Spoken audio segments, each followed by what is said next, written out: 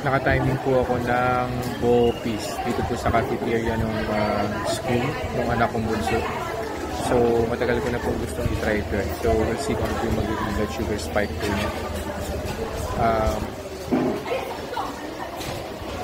Sinamahan ko po siya ng dalawang sunny side up ngayon.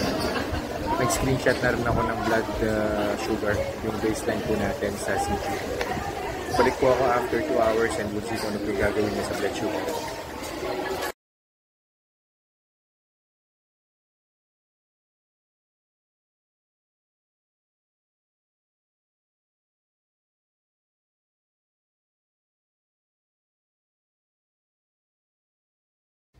Naka 2 hours na po. So yung kinain ko po today is Bopis with dalawang sunny side up na egg. No? As far as I can remember, 99 po yata yung baseline natin na blood sugar. So naka-record naman po siya dito po sa CGM. Isama ko na lang po yung screenshot nung blood sugar spike from the time that I ate yung meal, yung breakfast hanggang sa now, second hour na.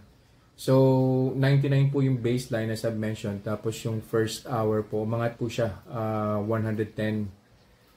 Tapos bubaba po ng konti, 108 before hitting the second hour. So, yung second hour, 110 po siya. So, nagplato lang po siya sa 110. And I'm pretty sure in the next several minutes, bababa na po yan.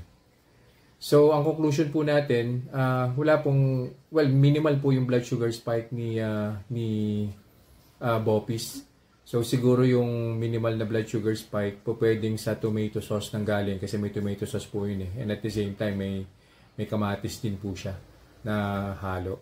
So, okay po siya. Ang magiging problema lang natin doon, since lamang loob po yan, sa pagkakaalam ko, may tama po sa uric acid yan. So, yun lang po for this review. See you guys in the next vlog. Bye-bye.